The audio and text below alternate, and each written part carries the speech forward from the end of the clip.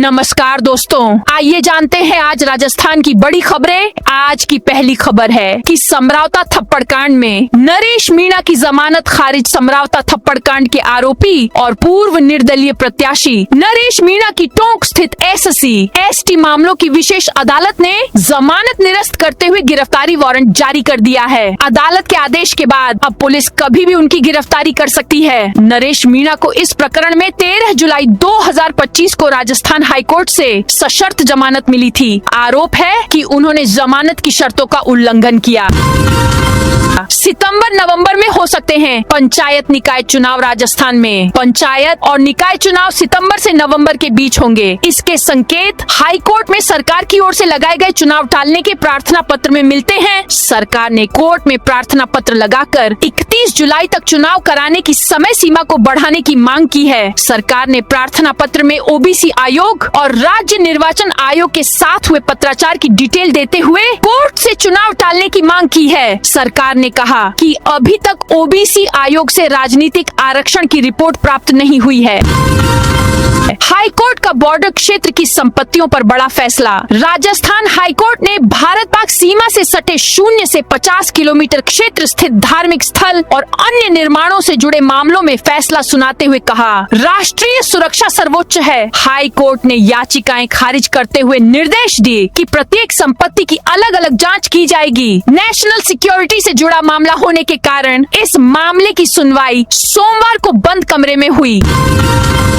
अपराधियों के social media followers पर नजर। एक बेहद महत्वपूर्ण निर्देश में मुख्यमंत्री ने सोशल मीडिया पर हथियारों का प्रदर्शन करने वाले और गैंगस्टर्स की पोस्ट को लाइक या शेयर करने वाले युवाओं की पहचान करने को कहा है। पुलिस महानिदेशक को निर्देश दिए गए हैं कि ऐसे गुमराह हो रहे युवाओं को चिन्हित कर उनके अभिभावकों से बात की जाए और उनकी काउंसलिंग करवाई जाए ताकि वे अपराध की दलदल में फंसने से बच सके।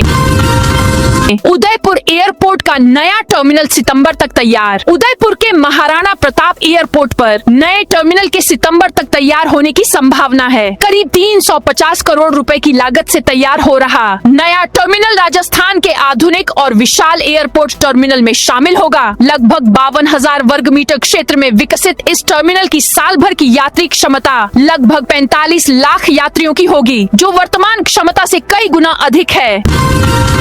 BAP नेता अशोक भील की कार पर पथराव। भारत आदिवासी पार्टी BAP के टिकट पर घाटोल। विधानसभा क्षेत्र से चुनाव लड़ चुके आदिवासी नेता अशोक भील की कार पर सोमवार रात अज्ञात बदमाशों ने पथराव कर दिया। हमले में उनकी कार के आगे और साइड के शीशे क्षतिग्रस्त हो गए। घटना खमेरा थाना क्षेत्र के भगोरा का खेड़ा पेट्रोल पंप के पास रात करीब 9:30 बजे हुई। मेवाड़ का इतिहास अब होगा पूरी तरह डिजिटल। यूनेस्को विश्व धरोहर चित्तौड़गढ़ दुर्ग अब बड़े बदलाव के दौर से गुजरने वाला है। केंद्र सरकार ने इसे देश योजना में शामिल किया है, जिसके तहत करीब 108 करोड़ रुपए की लागत से पहले विस्तृत परियोजना रिपोर्ट तैयार की जाएगी और फिर चरणबद्ध तरीके से संरक्षण व विकास कार्य शुरू होंगे। योजना के तहत ऐतिहासिक इमारतों का संरक्षण किया जाएगा। पद्मिनी महल में नई हिस्ट्री गैलरी बनेगी। आधुनिक site museum, walkway, viewing deck, interpretation centre और पर्यटकों के लिए जरूरी सुविधाएं विकसित की जाएंगी।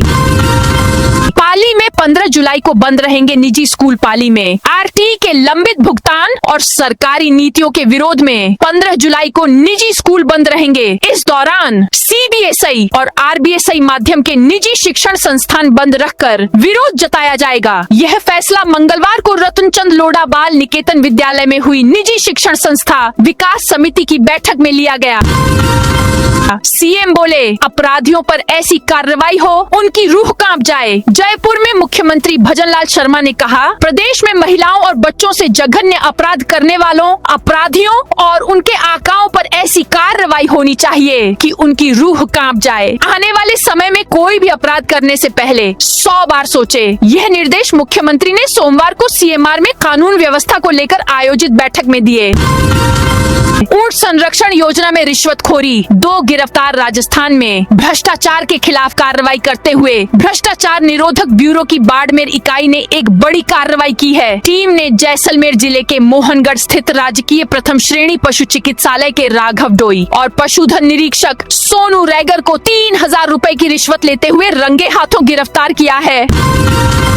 राजस्थान में गैंगस्टर रोहित गोदारा का मकान रातों रात किसने ढाया? बीकानेर जिले में स्थित गैंगस्टर रोहित गोदारा के मकान को रात में अज्ञात लोगों ने ढा दिया। सुबह जब ग्रामीणों ने आलीशान मकान को मलबे में तब्दील देखा तो क्षेत्र में सनसनी फैल गई। मामले की जानकारी मिलने पर सुबह पुलिस घटनास्थल पर पहुंची। अब तक यह स्पष्ट नहीं हो सका है कि मकान किसने और किन कारणों से ध्वस्त किया। घटना के वीडियो सोशल मीडिया पर वायरल हो गए।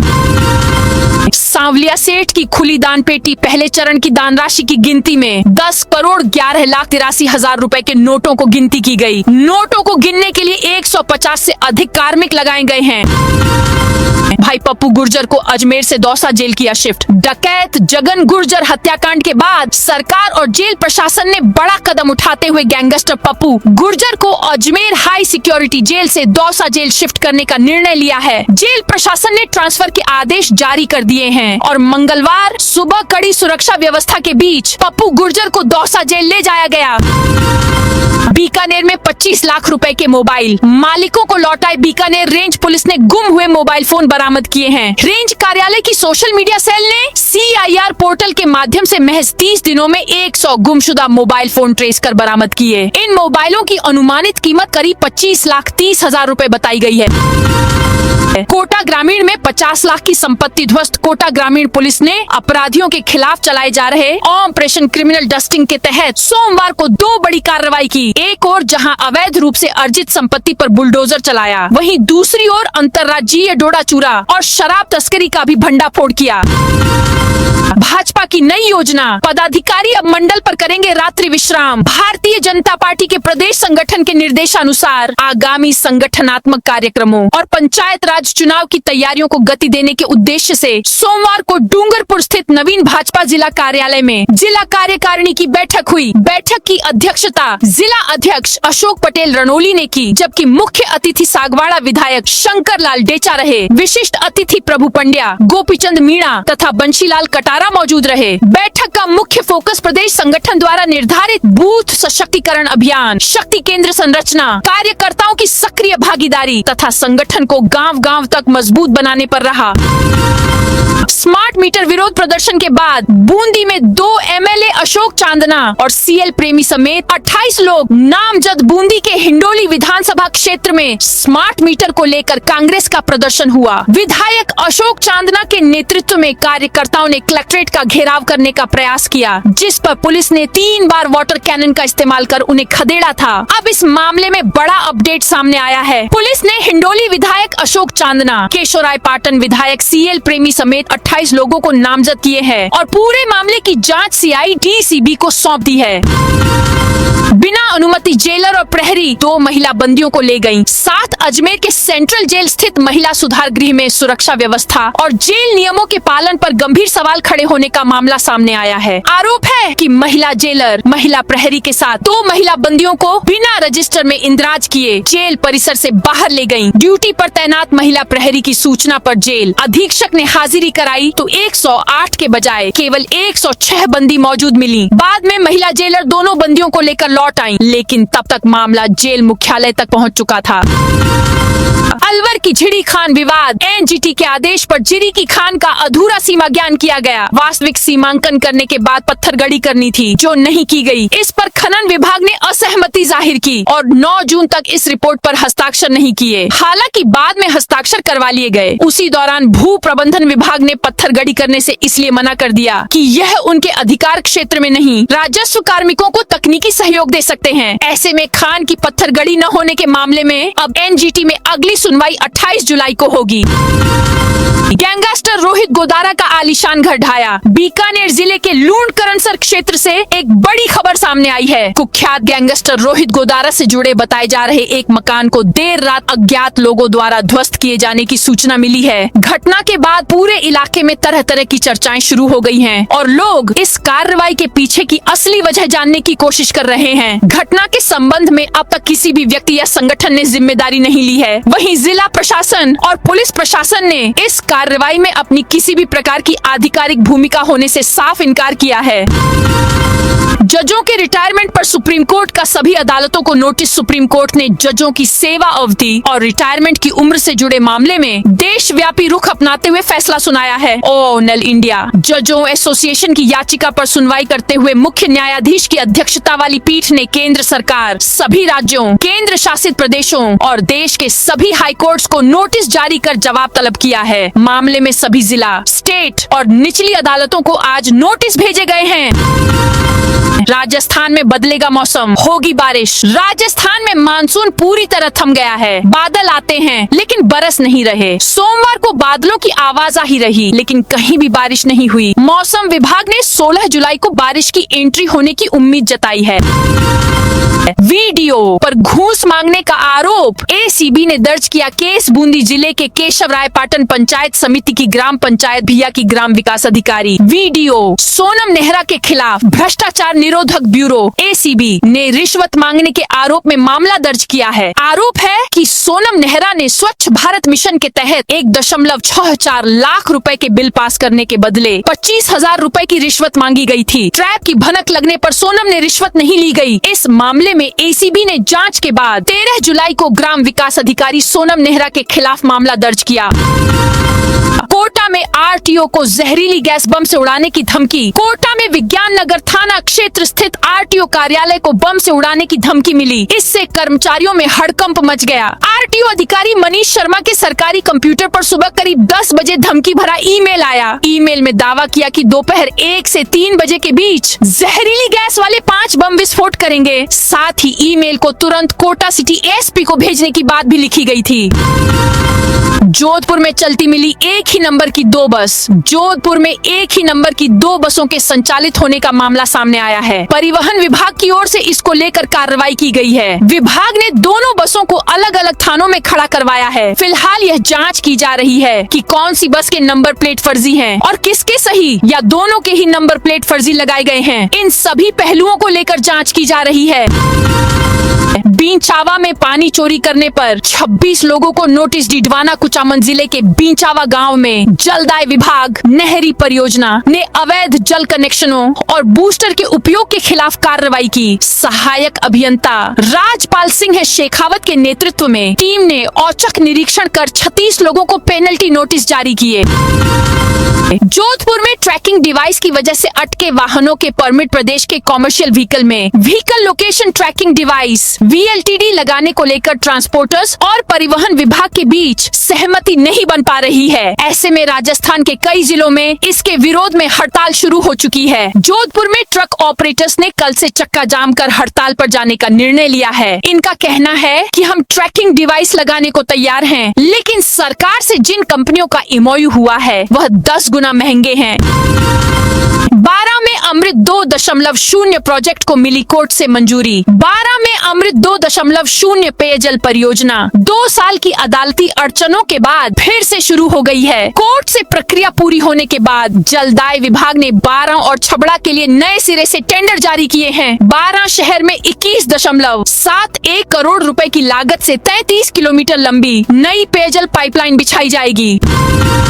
मुख्यमंत्री युवा स्वरोजगार योजना में लोन उपलब्ध कराने पर जोर। मुख्यमंत्री युवा स्वरोजगार योजना के प्रभावी क्रियान्वयन और प्रगति की समीक्षा के लिए मंगलवार को जिला कलेक्टर अजय सिंह राठौड़ की अध्यक्षता में कलेक्ट्रेट सभागार में एक बैठक आयोजित की गई। बैठक में विभिन्न बैंकों और विभागों द्वारा योजना के तहत किए जा रहे कार्यों की समीक्षा की गई। इस दौरान जिला कलेक्टर ने योजना की धीमी प्रगति और लंबित प्रकरणों पर गहरी नाराजगी व्यक्त की।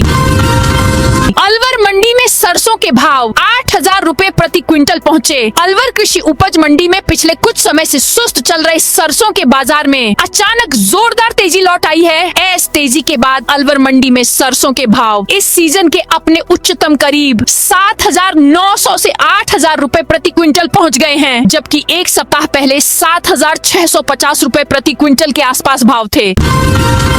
राजस्थान के बुटाटी धाम मंदिर में करोड़ों के गबन का मामला। नागौर जिले के बुटाटी धाम स्थित संत श्री चतुरदास महाराज मंदिर विकास समिति की ओर से की गई वित्तीय अनियमितताओं का जांच कमेटी की ओर से खुलासा करने के बाद मंदिर समिति की कार्यशैली पर कई सवाल खड़े हो गए हैं। रविवार को सांसद हनुमान बेनीवाल सहित कई जनप्रतिनिधियों एवं धर्म प्रेमियों ने मंदिर में आए दान का गबन करने के मामले को गंभीर बताते हुए राज्य सरकार से कार्रवाई की मांग की।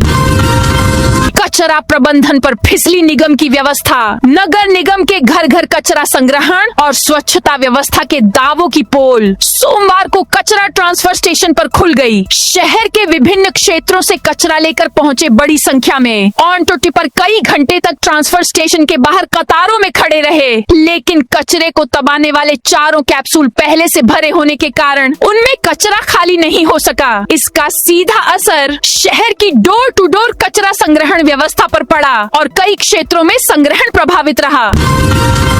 अब अस्पताल ही पोर्टल पर अपलोड करेगा दस्तावेज। Rajasthan state health assurance agency RSHAA की लापरवाही के चलते पिछले 3 माह से RGHS में कैंसर मरीजों के लिए बनी नई गाइडलाइन भारी पड़ रही है। ऐसे में कैंसर मरीज दवा के लिए दर ठोकरें खाने को मजबूर है। स्टेट हेल्थ एश्योरेंस एजेंसी की ओर से नई गाइडलाइन के तहत कैंसर की 30,000 से अधिक की दवा के लिए मेडिकल बोर्ड की ऑफलाइन अनुमति लेना अनिवार्य कर दिया था। उदयपुर में मॉडिफाई 3 स्लीपर बसों को किया सीज। अवैध रूप से संचालित और अनधिकृत रूप से मॉडिफाई करने वाली स्लीपर / लग्जरी बसों के खिलाफ आज उदयपुर के खेलगांव चौराहा पर कार्रवाई की गई। इसमें 3 लग्जरी स्लीपर बसें सीज, 9 बसों पर 1,20,000 का जुर्माना भी लगाया गया। जिला विधिक सेवा प्राधिकरण उदयपुर एवं परिवहन विभाग की संयुक्त कार्रवाई की गई। जिला एवं सेशन न्यायाधीश और जिला विधिक सेवा प्राधिकरण उदयपुर के अध्यक्ष ज्ञान प्रकाश गुप्ता के निर्देश पर सुरक्षित परिवहन के नागरिकों के अधिकार की रक्षा करने के लिए चलाए जा रहे अभियान के तहत यह कार्रवाई की गई।